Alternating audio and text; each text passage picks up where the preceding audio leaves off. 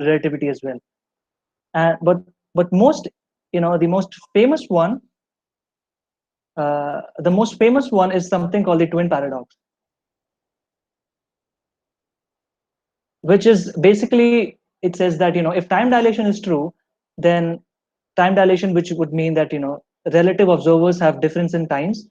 We can say that if we have one observer on Earth, and it goes, let's say we have Earth, one observer on Earth, and they stay on the Earth, and then a twin of them, they they go around the galaxy at a very high speed, and they come back. Which one is going to age less, right? So I'm going to show a diagram about that, so which will make it a little clearer. Okay. So, but these are the oddities and the characteristics of special relativity. In 1905, this was in 1905. This was way back. Okay, but Einstein didn't really stop there. He wanted to go a step further. He thought of, I don't know what went through his mind. I obviously cannot think like a genius of that caliber, but uh, he he took it a step further, and by that he constructed the general relativistic theory. So, contrary to popular belief, general relativity is not a generalization of special relativity, so to speak. It's not a generalization of, which is a very popular belief, that, we have special relativity, and then we generalize it to general relativity. But it's not really like that. The actual statement goes like this: special relativity, by the way, this is special relativity, this is general relativity. Special relativity is a solution of general relativity. Okay, and we'll see this. We'll see this very soon. So, okay. Also, and if you want to generalize something to general relativity, it's going to be Newtonian gravity, the gravity that we learn in high school and stuff. The gravitational pull, the F equals G m1 m2 over r square. That is what is generalized to general relativity, not special relativity. Okay, so general relativity is a generalization of Newtonian gravity.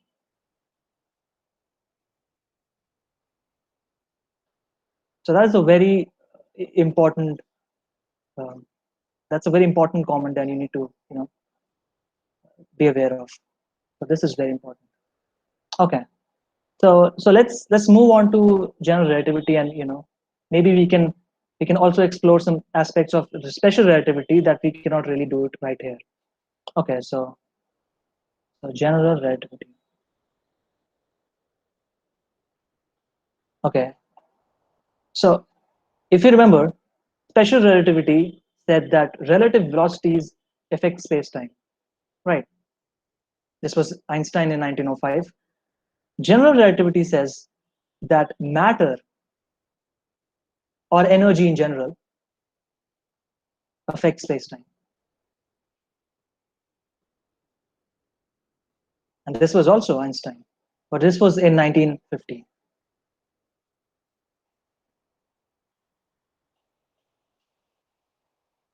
Right. This was in 1950. Matter or energy affects space-time, but again, relative velocities would mean momentum, and so, this kind of already involves special relativity in a sense, right? So let's see how we can do this. So okay, so before we actually go into, the hardcore stuff, we need to look at something very, intuitive. Let's say we have a plane, a sheet, right? And we draw 2 points on it. We can call this the xy plane, x and y, whatever, arbitrary. Okay, we draw 2 points, and they'll having, the coordinates x1 y1 and x2 y2. Okay, and I draw a line joining them, a straight line joining them, which is going to be the shortest line joining them, right? And I ask you, what is the distance between them? What is the length of this line? And, it's pretty easy. You just take the square root of x1 minus x2, the x coordinate squared, and then the y1 minus y2, the y coordinate squared, and you get the distance. Again, high school stuff. We know this already, all of us. Okay, so But would this be true on the surface of a sphere? Would this be true on the surface of Earth, let's say? No. So so we have to define something called curved spaces. Okay, we have to define a notion of curvature. And how do we do that? So before moving on to curvature, we have to define what a space is. Okay, so we generalize this notion of length or distance. Generalize this notion. Okay, this notion of length. And to help us with that, we have something called the metric, the metric tensor. Okay, the metric tensor G. Let's okay. I'm gonna write G mu nu. It's okay. These are mu and nu. These are Greek indices. Also, by the way, if you guys have any questions in the middle, anywhere, just stop me. It's okay. The topics are not really connected, as such. So you can stop me anytime you like. Okay. You don't need to wait like till the end of the talk. Okay. So we use metric tensor G mu nu, and it defines a notion of distance on the space. Okay. Right. So again, that doesn't really make any sense right now. You just gave, I just gave you an alphabet on which we have Greek indices attached. What does it mean actually?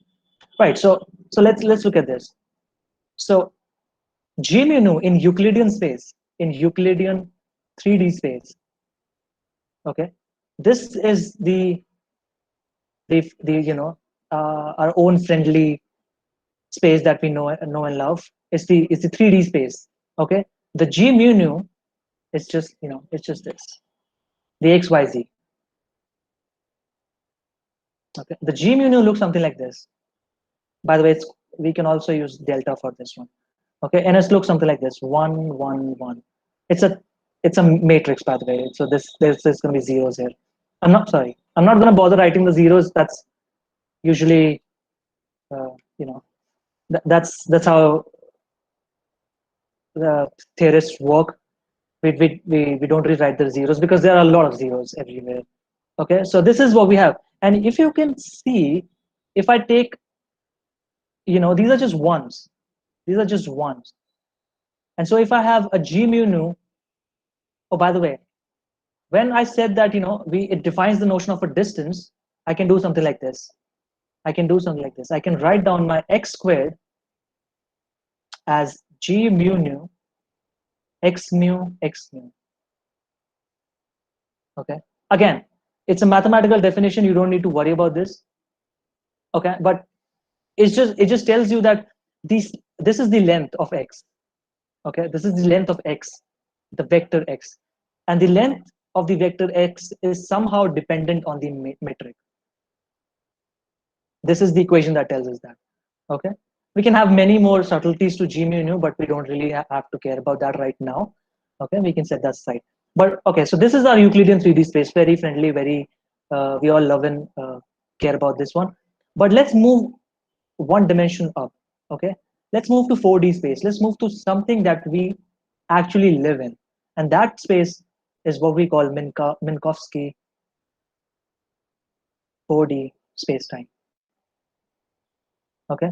I don't really know how to draw this because it requires 4 dimensions. I live in 3, and one is obviously time, so I cannot really, our brains are not evolved to do that.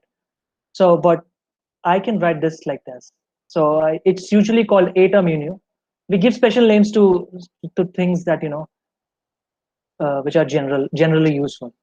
So the G mu nu looks like eta mu nu. This is eta, by the way. This is again a Greek symbol, and it looks something like this. So now it's since it's 4 dimension, it's going to have a 4 cross 4 bit matrix, and it looks -1, 1, 1, 1. Okay, so it looks kind of like Euclidean, but this is a pesky -1 term.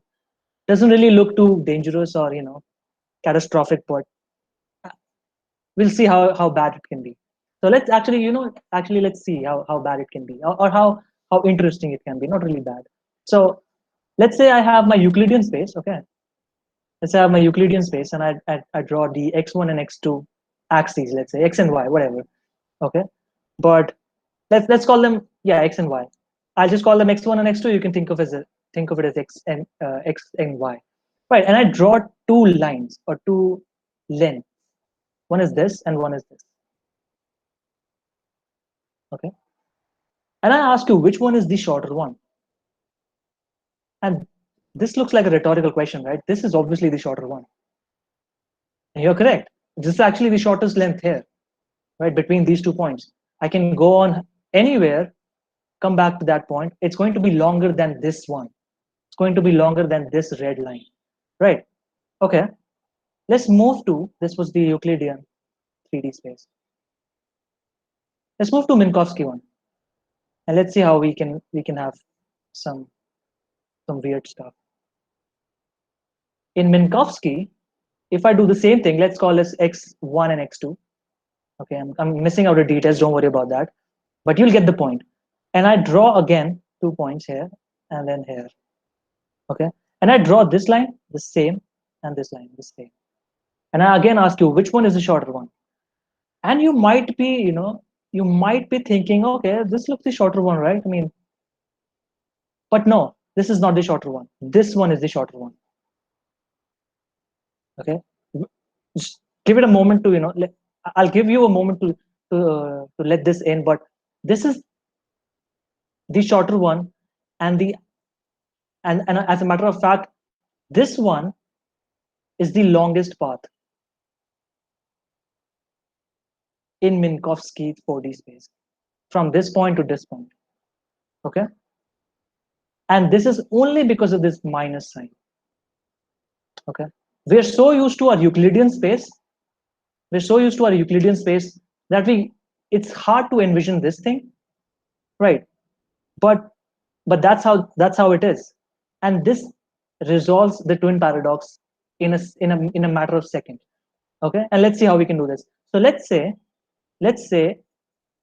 I was at Earth sitting, okay, and I had a twin who was on Earth as well. But now what I do is I just stay there on Earth. Okay, I stay there, and so the only path I'm using is the only path I'm using is a temporal path. I'm just moving in time.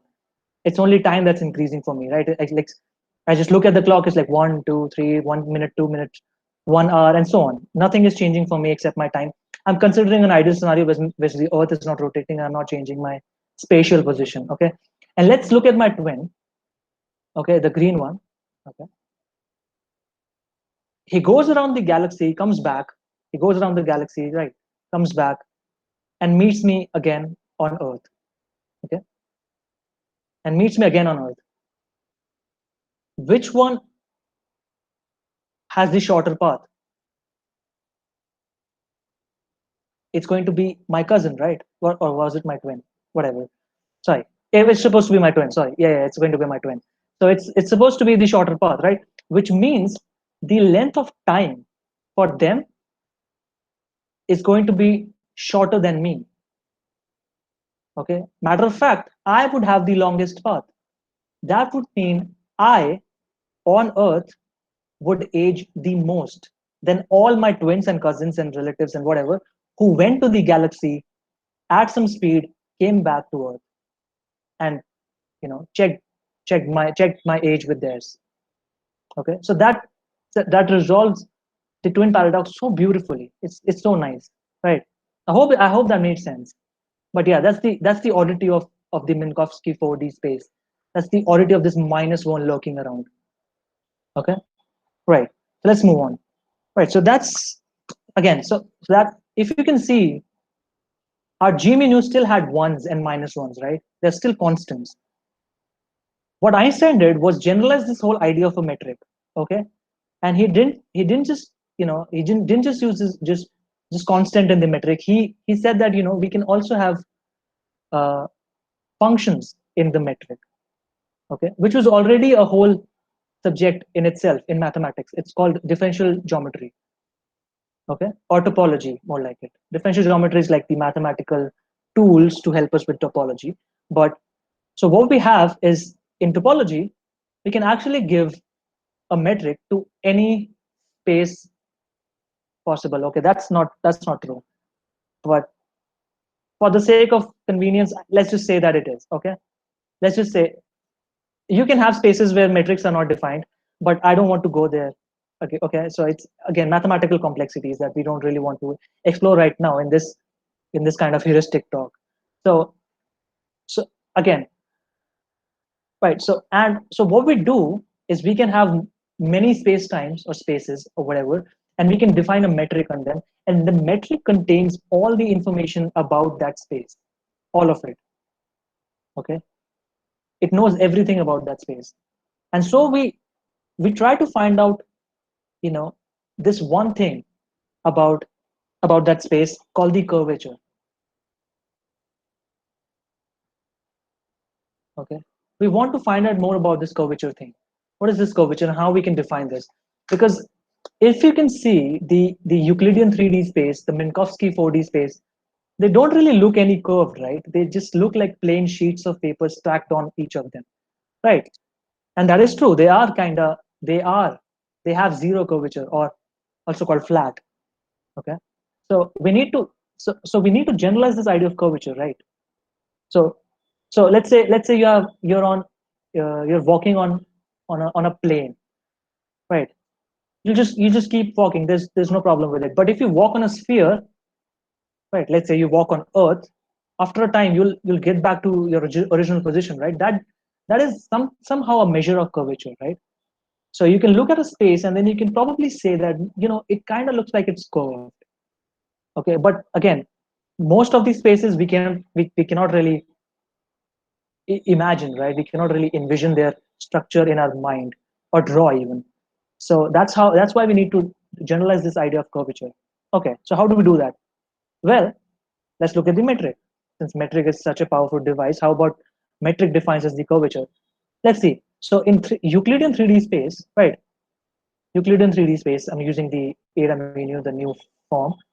We have 1, 1, and 1, right? It's a 3 cross 3 matrix.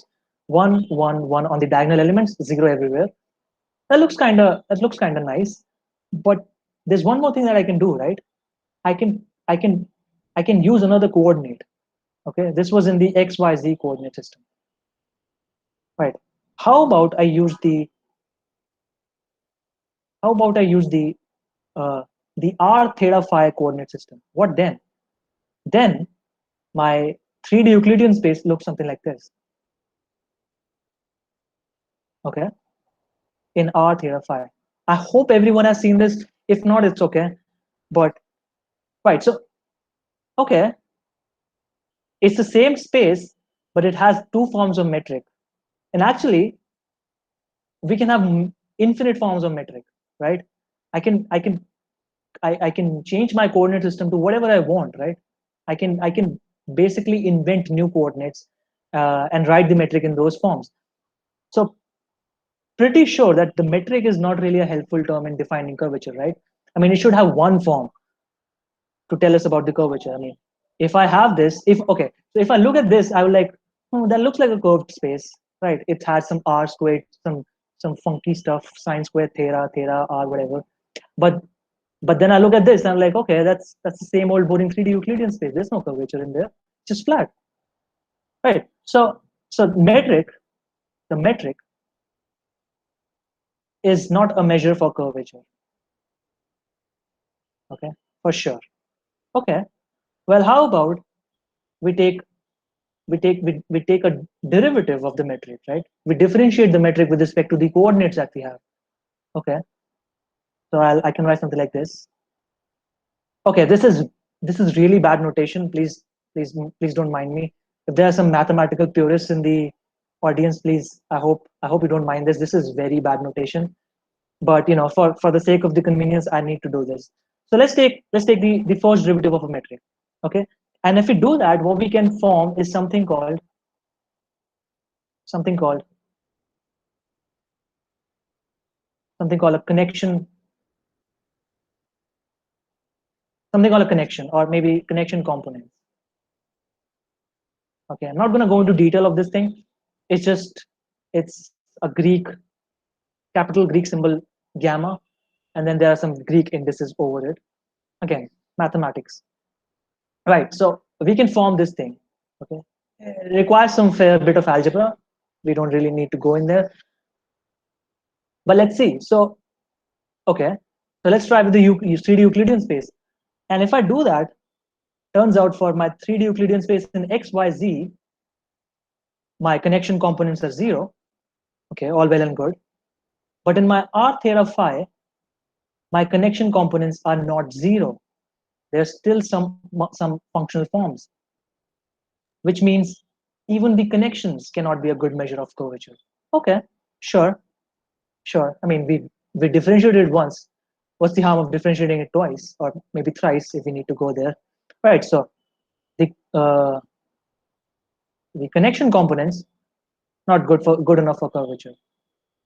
Okay, okay. Let's move another different derivative up. So I take another derivative. Let's call this one, and then again horrible notation. This is like this is also kind of making me sick, but it has to be done. Okay. So when we do this, and by the way, if you can squint your eyes and if you look closely, this will also contain derivative of this. So second derivative of g would contain first derivative of gamma as well. Okay, and maybe products of gamma, right? Because we have first derivative of g, so we can have first derivative of gamma and then products of gamma in the second derivative of g. I hope I'm making sense. Okay, but when I do that and I do some algebra again, I form something. Okay, let me do this. This is important stuff. So I form something called, okay, please don't take offense over my notation. These are called the Riemann curvature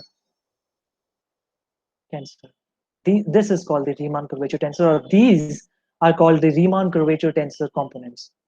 Okay, and you probably guessed this already, but it already contains the word curvature in it, so it might as well be the thing that we need. Well, again, we need to test it. So when we do that, for x, y, and z, obviously it gives us 0. It's the derivative of constants. It's going to give us 0. But for r theta phi, turns out even this is 0. Okay, curvature tensor does give us a good measure of curvature. Okay, okay. So we have something to to put our hands on that. Okay, so we have something to find, to measure the curvature of something, of a space. Okay, so what do we do with it? That's the whole question, right? And that's where Einstein comes in. He did something with it, and he formed general relativity with it. And so general relativity is basically just one thing, and I'll write down that. So it's basically just, what color should I use? Let's use green. So it's basically just this.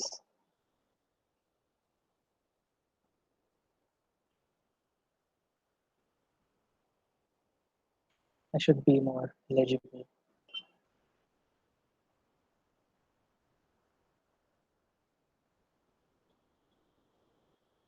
It's a mu is equal to 8 pi g e mu. Okay, this looks horrible, right? I mean, for us it looks absolutely beautiful, but for people who have never seen this, this looks I don't know. This looks horrible. Like, this looks like something you would never even try, right? By the way, let me use this nice pen to do this. I hope it makes a square. There we go. Right. By the way, I'm assisting these students, and they know how obsessed I am with this rainbow pen. Anyway, moving on. So so okay. So what is this, and what does this mean? These are these are called Einstein's field equation. Einstein's field equations. Okay. Well, I'll explain everything. So this thing is called the Ricci tensor. I'm just giving you some context. You don't really need to know this. Just giving you some context. This is known as the Ricci scalar. This is obviously our metric tensor. This is called the cosmological constant, you know, the infamous cosmological constant that everyone seems to talk about in sci-fi movies, but no one seems to understand. And this one is called the energy momentum tensor.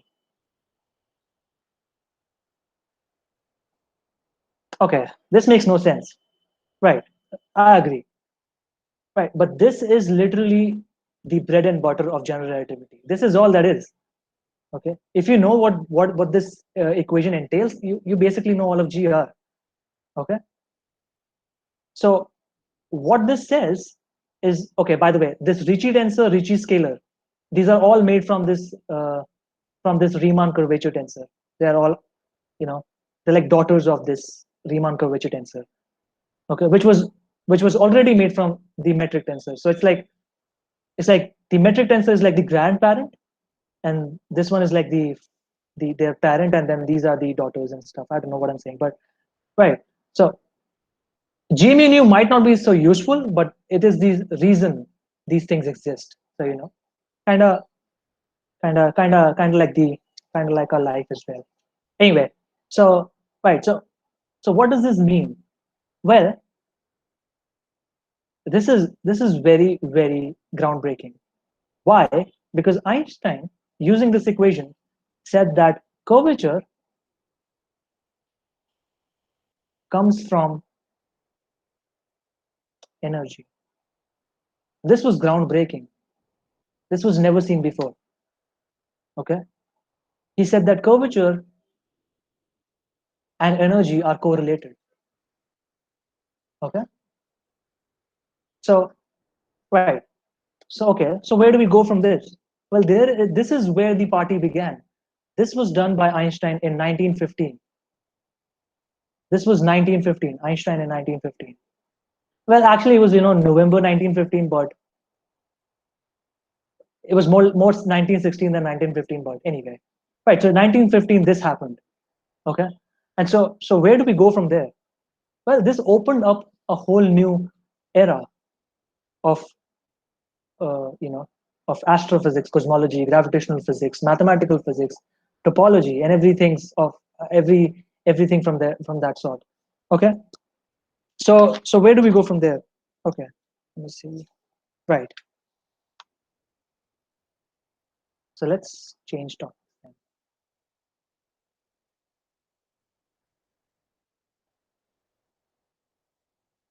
Okay, I'm just gonna jump into it. I should not call this topic black holes, but it's okay. We need the fancy stuff. Okay, 1915, Einstein came up with this equation. Not really came up, but derived this equation. Okay, and in 1916, there was a German scientist, he Karl Schwarzschild. So let me write this down. I hope I don't butcher his name, but the pronunciation, obviously. Karl Schwarzschild. Sorry if I pronounce it wrongly, but it's for sure not child. It's Schwarzschild. Whatever. Right. So what he did was he found out a solution to this equation. By the way, before I move on to black holes, now you can clearly see, or maybe not clearly, but you can see that special relativity is just a solution of Einstein's field equation. Okay, we take matter to be vacuum, so there's no energy momentum tensor in it. Okay, and we take flat space time, right? So all these things just go to zero. There is some subtlety to cosmological constant. We should not go over there, but just goes to prove our point that special relativity is just a solution for Einstein's field equation, and so it's a solution for general relativity. It's not really a generalization, or the other way around. Yeah. Okay. So what Karl Schwarzschild did in so what he did in 1916, literally a year later, right? So you can see how excited everyone got after this thing happened.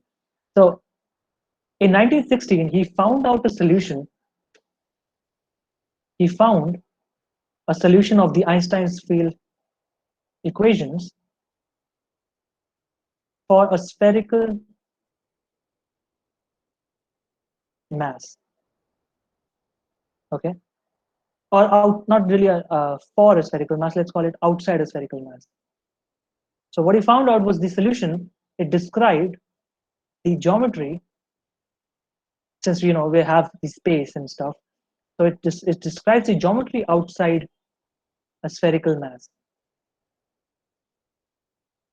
Okay, and by doing so, by the way, this was in vacuum. So in vacuum, okay, there was nothing in this. There's nothing in the universe. Consider universe to be absolutely empty. Okay, nothing in there, and all it contains is a spherical mass. That's all. Okay, that's what the Schwarzschild solution explains.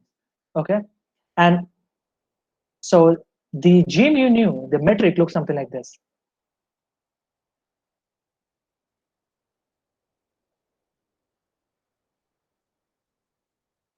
So obviously there's some non-intuitive parts now. Okay, if you remember, in the 4D Minkowski space, the flat space that we had, this was a -1, this was a +1, this was 1 and 1. So only these two things are changing. Okay, actually, you know what? Wait, this is supposed to be in the spherical coordinates. My bad. So this is going to be, sorry, my bad. This is going to be in spherical coordinates. Okay, so we had -1, 1, r squared and r squared sine squared here. So we can change it to. So this is the solution that Schwarzschild came up with. Okay, and so what does it explain? It explains the geometry outside a spherical mass. Okay, what exactly does that mean, right? So let's say you have Earth. Okay, let me draw an Earth. I don't know. Right, whatever. This stuff around. Okay, we have Earth. Let's say it's not rotating, it's not spinning. Okay, then if I am outside of Earth and I throw a ball, you know, it's not supposed to go straight, right? It's supposed to fall on the Earth, right? So there's something weird going on that uh, that our flat space-time cannot explain, and this is that weirdity. This is that weirdness coming in. Okay, this is because now this space has non-zero curvature. This is not flat, and so is our Earth. It's not flat, right? If it was flat, then we would have been flying in space. We would not be stuck to the ground all the time. Okay, we're stuck to the ground by virtue of its not flatness. Okay, so gravity is like a manifestation of curvature. Again, this might not be easy to comprehend, and understandably so, because this stuff takes a while to catch on, right? So you need a new frame of mind. It's a paradigm shift. So right, so okay, so outside the Earth, we have something called the Schwarzschild geometry, which is given by this G mu nu. Okay, but that is only if there's no other stuff in the universe. The universe is completely empty. There's only the Earth, and I'm outside the Earth. Okay, then we'll need the Schwarzschild uh, geometry. Okay, well, that's okay. So where does the black hole come in, right? Because you wrote down black hole. That's the cool stuff. Oops. That's the cool stuff. Where does that come in? Well, if you look in the G mu nu, this thing. If you look in the G mu nu, there's something happening when r goes to 0. There's something happening for two values of r. So if r equals 0, this thing just blows up, right? So r equals 0 is a problem. Also, if r equals 2gm, then if you look here, this thing becomes 1, right? And then 1 minus 1 is 0, but this is an inverse. So we get a 1 over 0, which again blows up. It turns out r equals 2gm is also a problem, right? and that's okay. General relativity, this thing, these things are called singularities. Okay, this thing is called a coordinate singularity.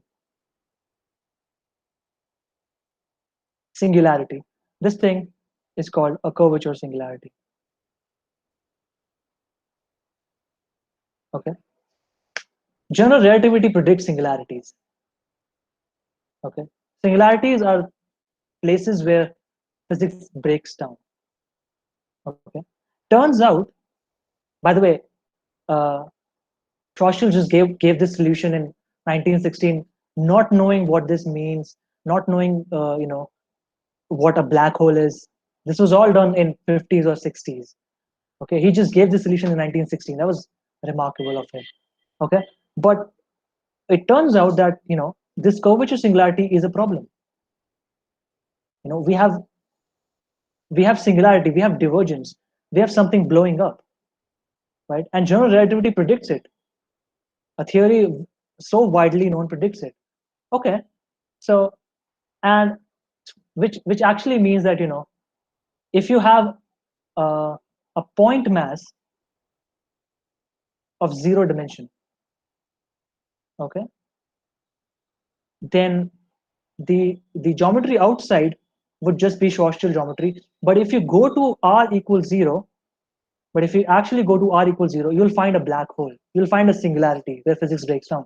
You don't know what to do there. Okay, there's no space-time there. It's a hole in the space-time fabric. Okay, and that's the problem. But so people usually think that if it's a black hole, so this is a black hole. This thing is not really a problem. Turns out it's just a problem of the coordinates. Just like we change from x, y, z to r theta phi, right? We can change our coordinates to something else, and this would just vanish. This thing is not a problem actually. Okay, but it does give us some interesting things. It defines for us something called the event horizon. This should be a more circular thing or a spherical thing. Right. This defines for us, so this is r equals 0. Physics breaks down. This is r equals 2gm. Physics is okay here, okay? But interesting stuff does happen, okay? So this is called the event horizon, by the way.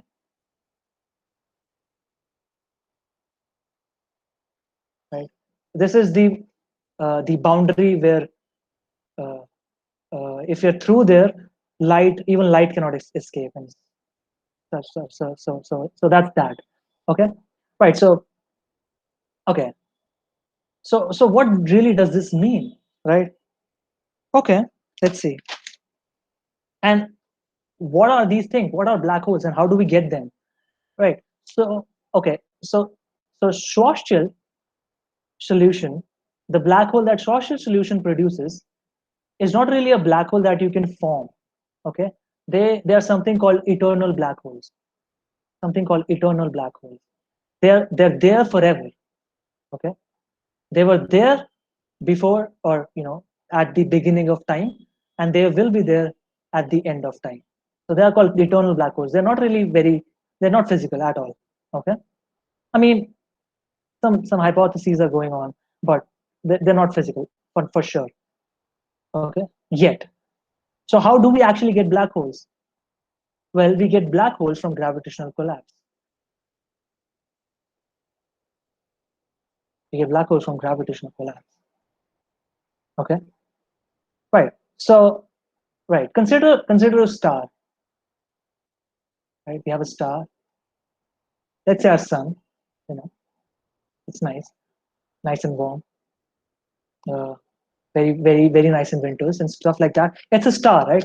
It's an astrophysical object. It's a star. Okay. What it's doing is it's continuously burning hydrogen and helium and nuclear processes going on, which is uh, giving out this continuous flux of energy, right? So nuclear processes going on, and it's a very big mass. Okay, it's huge, right? Very big mass. Turns out, if there were no nuclear processes, the gravitational force of the sun, or any star for that matter, would would collapse it. Okay, so that means our sun is stable right now because these two are balancing each other.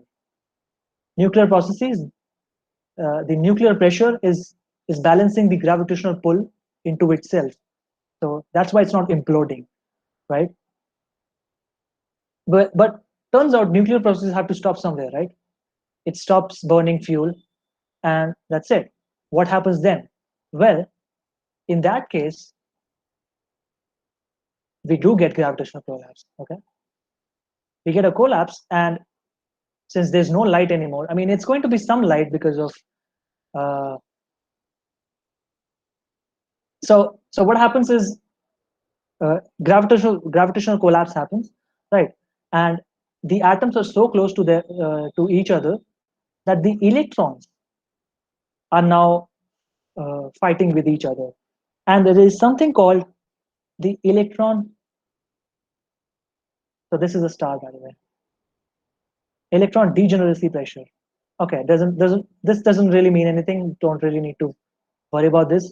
What it means uh, is that electrons don't like to overlap. Okay, they don't like to overlap. They try to be in different states. Okay, but this gravitational collapse kind of doesn't want that. It wants the electrons to be together. The gravity is so much that it wants the electrons to be squished together, which does not happen. I mean, which the electrons don't want. Okay, and there is something called the pressure, the electron degeneracy pressure. Okay, and now this electron degeneracy pressure is balancing the gravitational pull. Okay, and if that happens, and uh, if that's where the gravitational collapse stops, this is what's called a white dwarf. Okay, our sun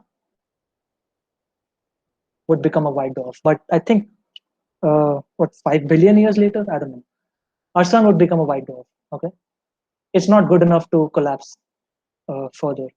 Okay, well, let's say our star that we started from was much bigger than that. Okay, and electron degeneracy pressure is not enough for it to stop its gravitational pull. What happens then? Well, we get a smaller object, right?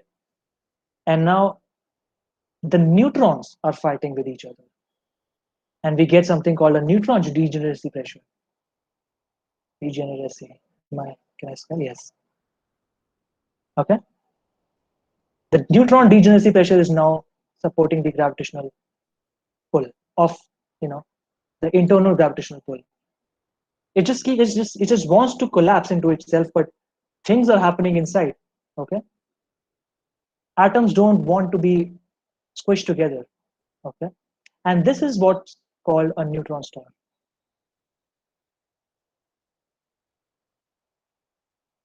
Okay. This is what's called a neutron star. If it's spinning, it's also called a pulsar. It gives off light rays, very strong beams of light rays. But let's just call it a neutron star. Okay. If our so by the way, during all this time, the mass has not changed. All it's changing is the size. Okay, and the density is getting bigger and bigger. It's getting heavier and heavier, but the mass is not changing. Okay.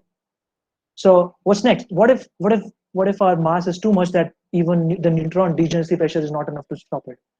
Okay, then there is no other way to stop the gravitational pull. The star would collapse to a point of infinite density, and that's what's called a black hole. Okay, and with it, uh, the event horizon will also form spontaneously. Okay, this thing. So this is an astrophysical phenomena, the collapse of star to draw fight dwarf, neutron star, black hole, and stuff. This is all astrophysical. Okay, this is infinite density now. Nothing stops the collapse. Okay, so okay, so nothing can stop the collapse now. Everything is infinite on that point. This thing, the the gravitational collapse, this was formulated by Penrose and Hawking, for which they got the Nobel Prize this year. Okay, it's called the singularity theorems, Hawking-Penrose singularity theorems. But they basically used general relativity and said that collapse, uh, general relativity has provision for gravitational collapse and therefore singularities. Okay. Okay, let's move on from there. That's very hardcore stuff. We don't need to really go into that. Okay, so let's look at our black hole that we have. Okay, so let's look at some peculiarities of it. And right, I'm gonna draw a figure. Okay, let's call this the r axis. So we have 0, r equals 0. Let's call this r equals 2 gm. Let's draw a line here. Okay, so now I say, what happens if I approach a black hole? Let's say you're far away. You're far away, indifferent to any black hole present in your vicinity, which is not in your vicinity. This is far away. It's like, say, r equals infinity. You're very far away. It's probably, you know, you don't even feel any gravitational pull. But let's say you're, floating in the space somehow, I don't know how, and you come across this thing. You can see, as obviously, hopefully you guys have seen Interstellar. And so, there's going to be some stuff around the black hole. But let's say you are around here, close to the black hole. What would happen to you? Well, it's a black hole, right? So outside the black hole, it's like a Schwarzschild geometry, right? Exactly like Earth. It's just going to be just stronger. You'll be accelerated towards the body much faster, but that's pretty much it. If there's no air, there's no resistance, you won't feel it. Okay, you'll be just in free fall, right? So you'll be pulled towards the black hole. But if you have a nice rocket, a good enough booster, you can actually, go away from it as well. There's no problem with that. Okay, but you feel a little, you feel a little daring today.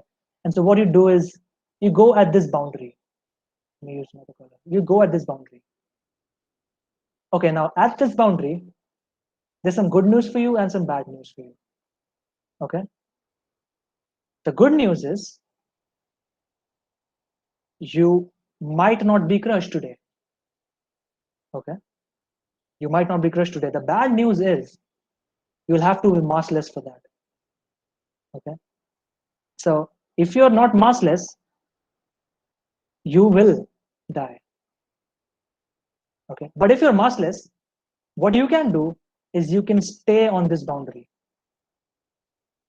There is no way to go back from here now. No way. Not at all. Okay. Your only way, if you're massless, is at this point, or if you're massless and still feel daring, you can still go inside. That's okay.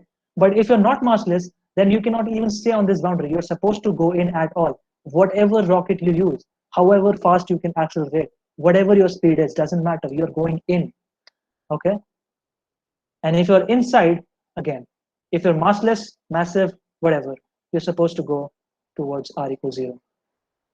So, you'll be waiting for your impending doom. That's it. You will be crushed for sure. Okay. It's sad, but it's true. Okay. And so, right. And so you might be thinking, okay, then what was that whole clickbait about saving oneself from the black hole? Well, if you're in a Schwarzschild black hole and you somehow manage to fall in through the event horizon, you will die. There is no saving. Okay. Unless it's rotating. Okay. So let's move to something else. Let's look at this thing. So let's look at a rotating black hole. Okay.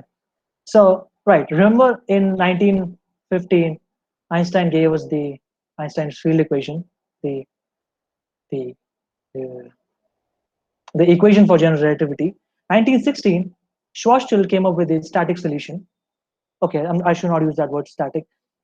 Schwarzschild came up with the solution of the geometry outside a spherical mass. But that spherical mass has to be, at rest. It should be just there. Okay, nothing else. So we have Schwarzschild there.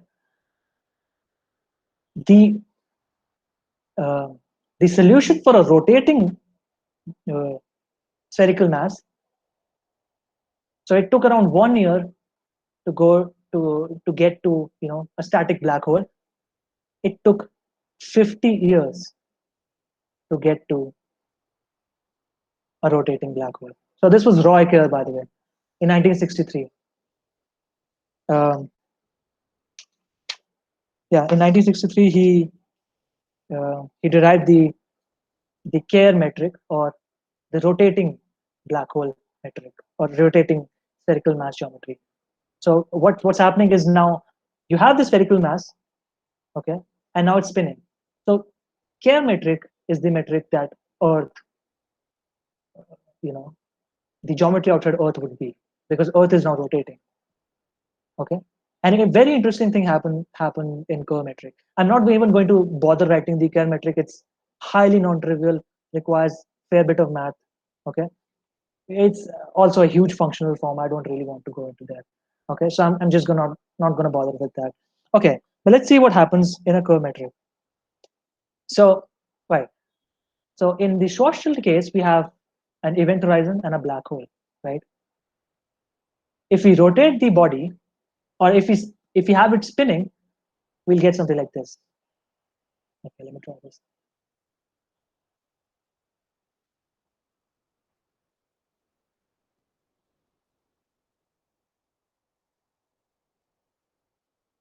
Right. Okay, so what is this?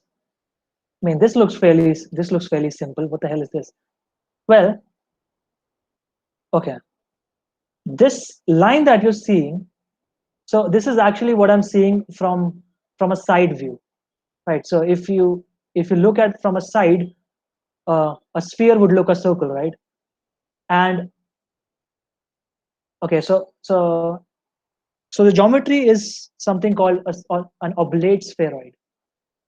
Okay, this is like spheroid. It's like you take a sphere and you flatten the ends. Okay, you get something oval like, right? It's like egg-like structure, but it's not really egg-like. It's the same uh, on one axis. I don't know how to describe it. It's an oblate spheroid. But if you look at it from a side, it looks something like this, right? And so what are these two things? So this is an oblate spheroid. The inside one also is an oblate spheroid. The line that I've drawn is a ring. Okay. Turns out, in a Kerr metric, in a rotating black hole, the singularity is now blown up into a ring. Right. We had a point, right? It's now a ring now. Okay. This is called the inner horizon. This is called the outer horizon. So in a Kerr metric, we have two horizons instead of one. Okay, we just have one event horizon, right, in Schwarzschild, but now in Kerr metric we have two horizons. Okay, and very interesting thing happens uh, beyond and inside them. So let's see. Right. So right, let's see. Okay, let's draw this. I'm gonna draw the same diagram. Right. This is now my R axis. Okay. I am here. Oh, sorry. This is my R0. Let's say this is my inner horizon. I'll call it I in. And let's call this one the outer horizon. I call this R out. Okay, let me draw some lines for this. Okay, again, I'm chilling in outer space somehow, right? Not knowing of this rotating black hole, and I feel minimal gravitational pull, and I go and to inspect it, right? If I am here, I'll be pulled towards it, okay? But if I have a good enough rocket booster, I can surely go away, okay? That's okay, that's cool enough. That's pretty much what we had in Schwarzschild as well. Okay, when we're inside the first horizon, okay, again the same thing happens on the on the boundaries. On the boundaries, it's the same damn thing happening. If you're a light source, actually, you know what? I'm gonna skip the boundary part. You don't need to worry about that. Okay. Let's see what happens when we're inside. Okay. We're all massive. Let's see what happens inside. Inside, if I go in, right? I go in. I have no other option than to go inside more. Okay. There's no other way for me. Okay. And you were already, in the social black hole, probably died as well. I don't know how you're into a core black hole now, but you've probably lost hope here, right? You're like, okay, this is my end, just like my social black hole journey. And then you pass this horizon, and when you cross this horizon, turns out you can move outside as well. This is this is the peculiarity uh, of the rotating black hole. You are allowed to move to bigger radii. Okay, so this might not look very intuitive, but think of it like this. So it's a sphere, right? It's a rotating. It's like a geometry with some drag, right? So if you spin a top and you touch the surface of a top, your finger gets a little dragged around, right? So it's something like that. So in the first horizon, nothing really happened when you pass the first horizon. It's pretty much like you're still drifting towards the center. But after you pass the second horizon, the rotation uh, makes it so that you can actually move out as well if you want. Okay, if you want, you can sure as well go to the singularity, get crushed, die, and so on. But if you want, you can actually move out. Okay, well then something else happened.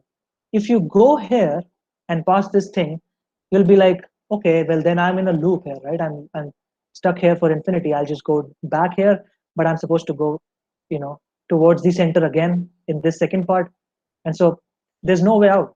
Well, actually, this is again all hypothetical because obviously we have not found any rotating black hole. I mean, we have.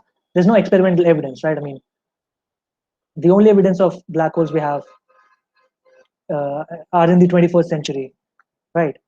And so, in a rotating black hole, if you go from this region to there, you are only supposed to move in this direction. Okay. If you move from region, let's say from region 2 to region 3, sorry, if you move from region 1 to region 2, you're only supposed to move to region 3. But if you move from region 3 to region 2, you're only supposed to move to region 1. Okay, there is no other way. It's like the opposite of a black hole. Okay, and then you're spewed out of the black hole and you're back again, and you're like, okay, that's pretty neat. I'm outside of the black hole. This is nice, right? I can live my life again. Well, actually, the universe that you entered the black hole from is not the same universe that you leave the black hole. Okay, and that is a profound statement. Okay, it doesn't make any sense, right? So let's look at it from a 3D perspective. So you're outside this black hole, right? It's rotating at hella fast speeds, and then you approach it, then you go inside it, and then stuff happens, and then you're thrown out. And now when you're thrown out of that black hole, you're not in the same universe. Your friends and family are probably not alive anymore, or if they are, they probably don't like you anymore, right?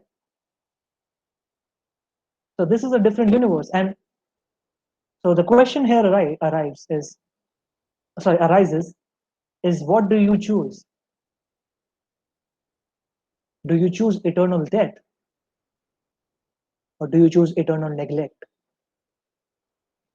Well, if you do choose internal neglect, which you probably have if you're a science major, then you can probably read more about general relativity and its, you know, extremely weird scenarios and beautiful things as well. And you can carry on this research of this of these spaces, and there are some still loose ends that are still to be resolved. And so let me give you some loose ends that you can probably resolve in your time when you're not being loved by your family and friends. So we have the black hole information paradox.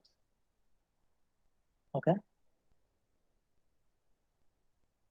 and it's the apparent loss of information due to evaporation of black hole. I'm not going to go into it. It's very involved.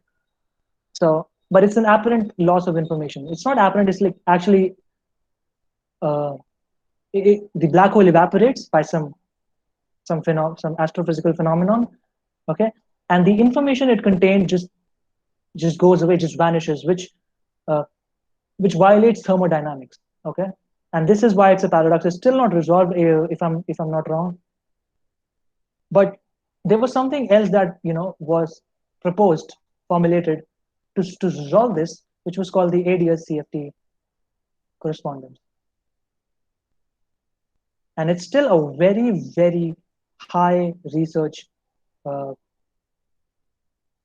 correspondence. Is that the correct spelling? Yeah. So there's still very in demand research areas. Black hole information paradox, ADS CFT. If you want, you can also study cosmology.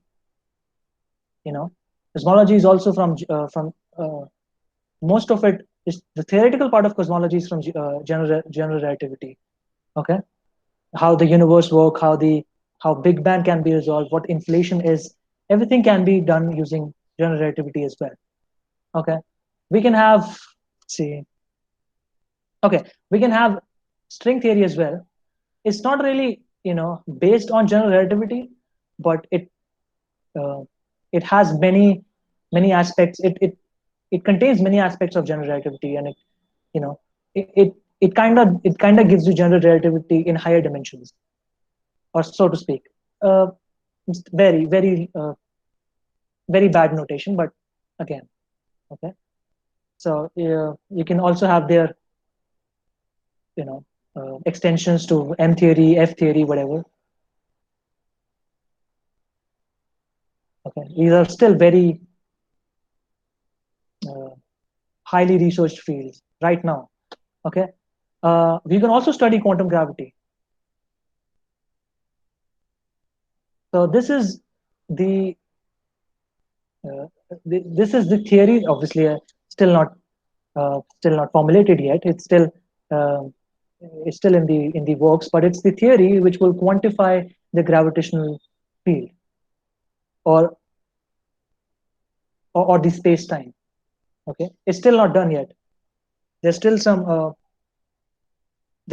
infinities that arise from quantizing gravitational fold, the GTR regime. And so yeah, so it's still not quantized. There are many regions and uh, subtopics where you can like you can devolve into quantum gravity, but it's still again very highly researched field. Okay, and if you want, you can also have some, right, you can also study some GUTs or GUTs or grand unified theories. And yeah, so that's pretty much it. That's all there is to general relativity. I mean, there's not even there's not even a nail's length of what I've told, but it's it's so much, and it's still in progress. It's like it's been 105 years, yeah, still 105 years, and still we're still finding things that we have never seen before. Okay, so it's just an endless bit of stuff. Okay, so yeah, so it's pretty safe to say that Einstein's theory of general relativity has opened up portals, or you know has opened up portals to new theories, mathematical physics, quantum stuff, gravitational physics, uh, and in general new frameworks that we have never even seen. So yeah, I think that's where I would end my talk. Thank you very much.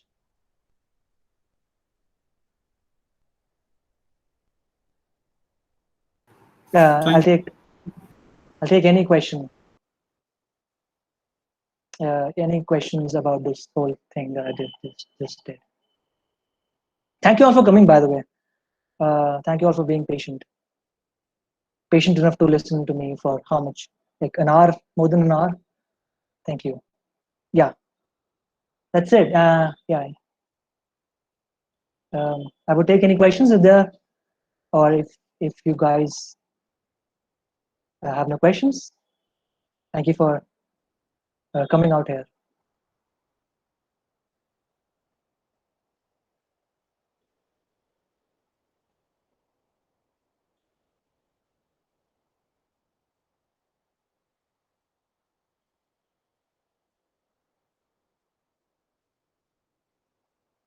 Okay. Thank you, everyone. Goodbye. I suppose there are no questions, right? Okay.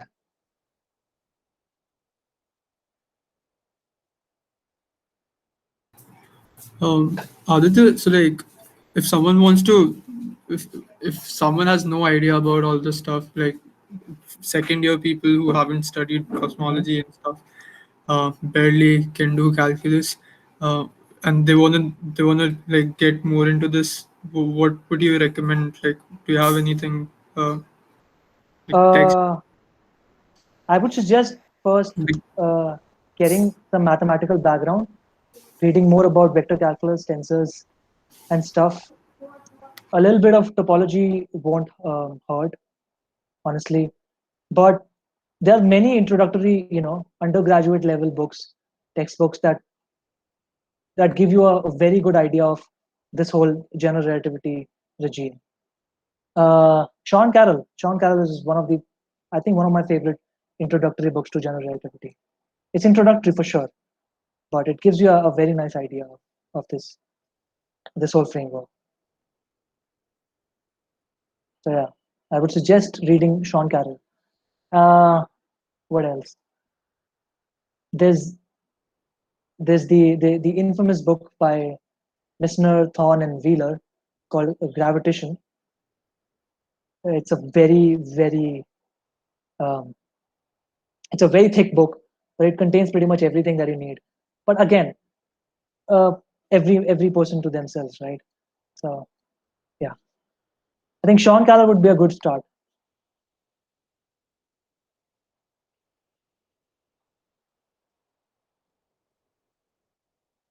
Okay, right, excellent. Right, so if there are no questions, we can probably leave. I don't know how this works. Uh, uh, is Risham here? Yeah, I'm here. I thought somebody had a question. Okay, okay. All right, okay. I think that is it for today. Then thank you so much, everyone, for joining. We'll be holding more of these in the coming weeks. So look out for the emails. Yeah, that's it. Thank you for coming. Also, thank you, Aditya, for the talk. It was really nice. A lot of it is very difficult to wrap my head around, but yeah, I think this was a really good introduction to GR because I know I read the word and I think this is not something I'm going to be doing just now, but this was a really good introduction to it. Yeah. Well, thank you. Yeah, it's a very involved subject. It was hard to wrap this up in somewhat like an hour, but yeah, I just I skipped over so much of math, and yeah, so it's okay. Yeah, I was surprised how the only math I saw was maybe differentiation and matrices. I was expecting so much more, and that is what I was. This is going to be really complicated. But I think you simplified it quite a bit, and it was really understandable. Okay, well, thank you so much. Uh, really appreciate it. Yeah,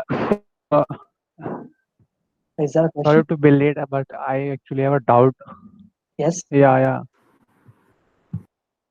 yes, So I the can hear you. place Go where on. you are talking about, like, yeah, when you are talking about like entering in a black hole and then leaving outside in a new galaxy, like, can you please scroll down your sheet? I mean, Sure, sure. maybe you divided three reasons. right? Yeah. So when you talk about like a black hole, when you told us that when you are entering the black hole, you always comes out to be in a new universe and all. So in that case, when uh, you vanish the second reason, so like you told that if you are moving from one to left side, you always comes out towards three. You will not get the second reason. So is that second region relates somewhat to, I mean, singularity or what? I can't understand exactly. Wait, I don't think I understand your question correctly. Could you please repeat it? Sorry. So I said if you move from 1 to 2, you'll only be moving towards 3. And if you move from 3 to 2, you'll only be moving towards Yeah, 1. Yeah. Okay, yeah. so is this So not clear? what is the role of the second part? Um, Yeah. So why no, we are dividing second part? no. We're not dividing anything. It's just the consequence of the geometry. So so these regions are a consequence of the geometry of the rotating black hole. Okay, we're just trying to understand what's happening, but these regions are defined already. Okay, based on the angular momentum, based on the mass that we have in the black hole. Okay, so okay, when we move from 1 to Yeah, 2, it goes to we're only allowed to travel to 3, right? What happens is actually, okay, so uh, in a technical sense, what happens is the our time axis, right? We're only allowed to move forward in time, yeah, right? So in the second region, yeah, our spatial axis kind of turns into the time axis, and so we're only allowed to move to decreasing r. Okay.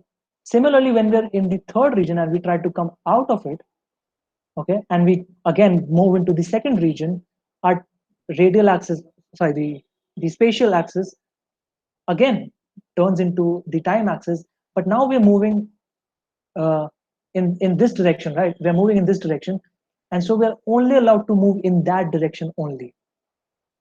Just like the time axis, we're only allowed to move in one direction in time, right? So that's what's happening here. It's like yeah, the time axis and the spatial axis are reversing roles. But then you would ask, okay, what happens to the time axis then, right? It's just weird. Okay, it's just weird, just weirdness in the time axis. Okay, not you cannot explain it intuitively on this picture. Okay, this thing is this thing yeah, requires 2 pages of math to understand. Okay, this thing I just did in 3 pictures. Okay, so right, yeah, it's just weirdness. We're trying to understand it through math. That's all there is. Okay, I hope that makes sense.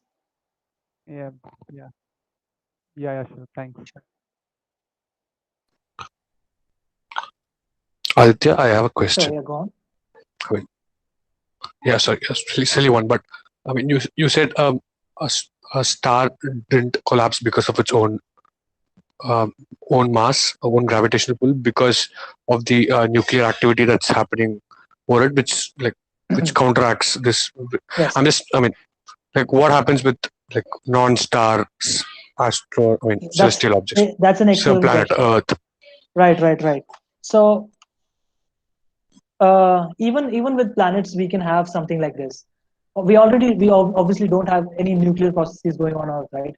So the question arises then, why doesn't it spontaneously, uh, just implode into a white dwarf or a black hole for that matter? We need a very tight constraint on the mass and the radius. If I'm not wrong, again, there's very hardcore math involved in this, but I think it's something like m should be greater than or equal to 9/5r, something like this. Okay, uh, in simplified units. So hmm, it's something like this. I'm not sure. I'll have to again go into it a little bit. So if the amount of mass is more than this thing, right, defined by the radius, then there is no other chance of it except gravitational collapse. Okay, if there's no atomic pressure on it, right? So these are atomic pressures, right? Electron, nuclear, the neutron pressure, they were all atomic pressures, atoms resisting that gravitational collapse. If that doesn't happen and we have pure mass somehow, right, then I think it was something called the Tolman-Volkoff Oppenheimer limit, something like this. I'm not sure. I mean, yeah, Oppenheimer limit. It gives you the limit of at what point, or what is the limit of mass or radius you need for the gravitational collapse to be happen for sure, right? So that's that. So that's a good question. What happens if it's not a star? Right. So when we say, then, I mean, generally we say black holes are formed from the For sure. collapse of a star. Then is it does it mean that this particular condition of 9/5 is met only with stars, or just saying star is just a convention? It could be any other one. No. It's just obviously star is a convention. We can have any large object, or massive object, not really large. The density